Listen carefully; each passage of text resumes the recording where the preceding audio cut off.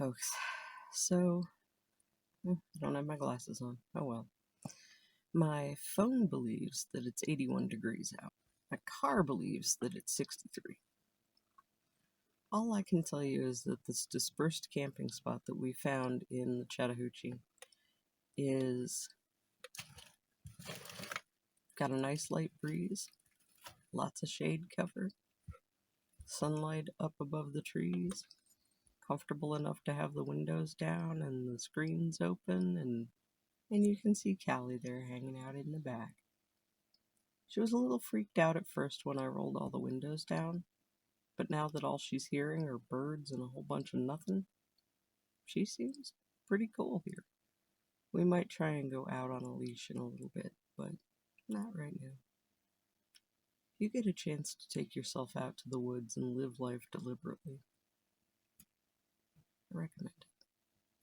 Oh, and this is my first time dispersed camping.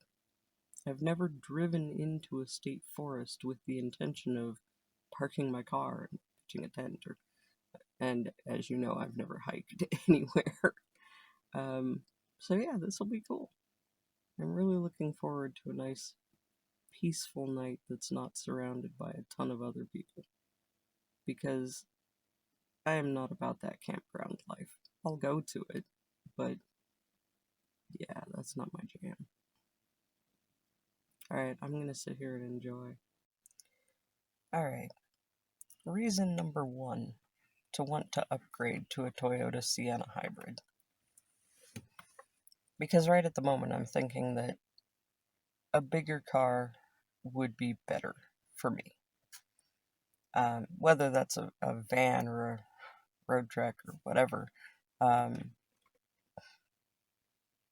kind of have my eye on the Toyota Sienna hybrid because I'm liking this hybrid life.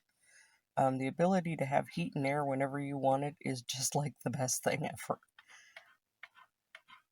So yeah, I'm considering upgrading once I become rich and famous to a Toyota Sienna hybrid. And here's reason number one. It is darn near impossible to successfully pee inside of a Toyota Prius unless you're my cat, in which case you do your own thing. At some point I will film a video and show you guys just how awkward it is to pee inside of a container inside of the Toyota Prius without peeing in the Prius, if you know what I mean. So that's reason number one. It is super challenging to go to the bathroom in a car, especially if I'm a chunky girl, okay? If you're a skinny mini, maybe it's easier. But there have been some long-term YouTube people who have spent years in their car, and they'll all tell you it is doable, but it is not.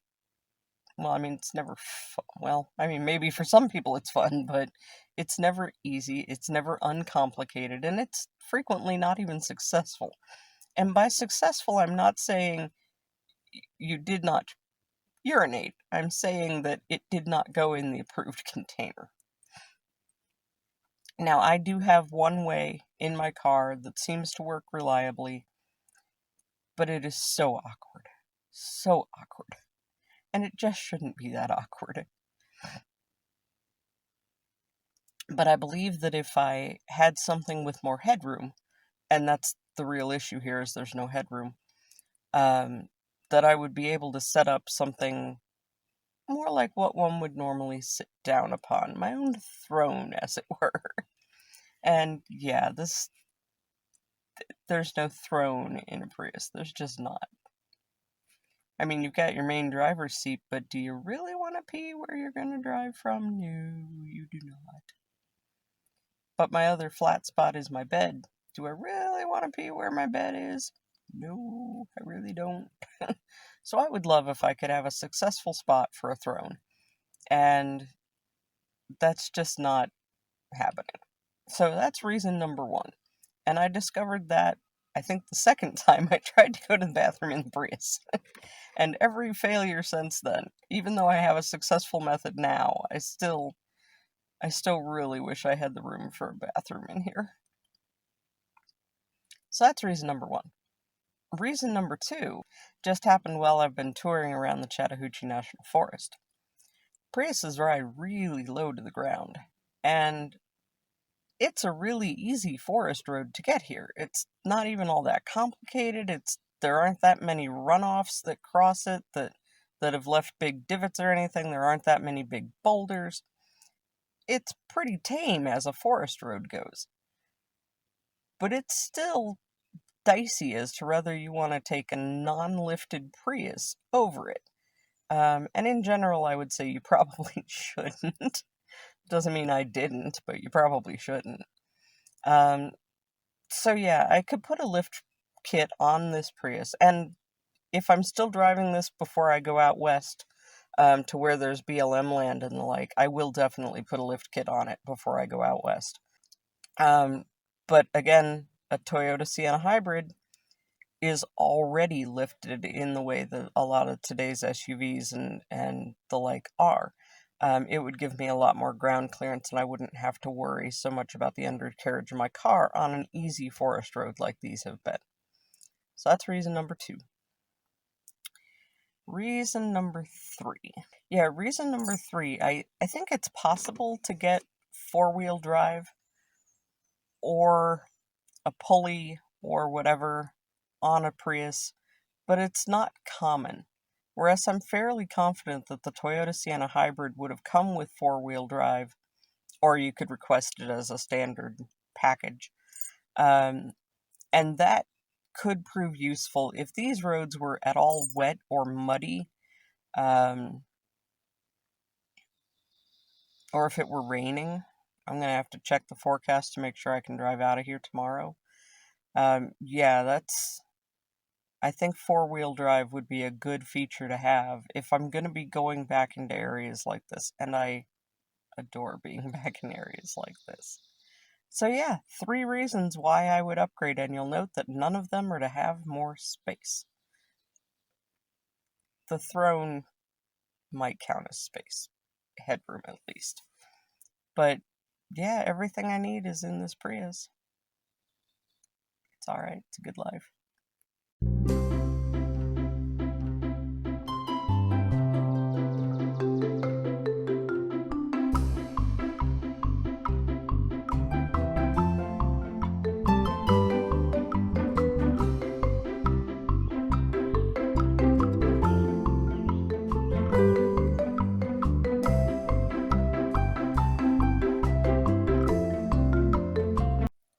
I think one of my favorite things about being out at a dispersed campsite like this, a lot of the times that I've spent out in the woods, camping and the like, are spent doing almost the exact same things you do when you're at home. You're making a meal prep, you're cleaning up from meal prep, you're, getting ready for bed or getting ready for the day. And those are the same regardless of where you would be. And sometimes when I'm camping and I'm just chill and it's just me and there's like no friends around, no other campers around, it's just me camping, I do spend some time looking at the forest and looking at the lights and how it plays on the leaves and watching the insects and any wildlife that might happen through. But I do that at home too. So that's not different for me. That's kind of what I do anywhere that I happen to be that happens to have trees, grass, and light. But one thing that's different when I'm out in the forest is I take time to just be. Time where I'm not thinking about money or work or chores, or the latest political thing, or the latest celebrity scandal, or the latest tragedy. I'm not thinking about any of that. I'm just being. Just just being. And I don't know that we take the time anymore to just be.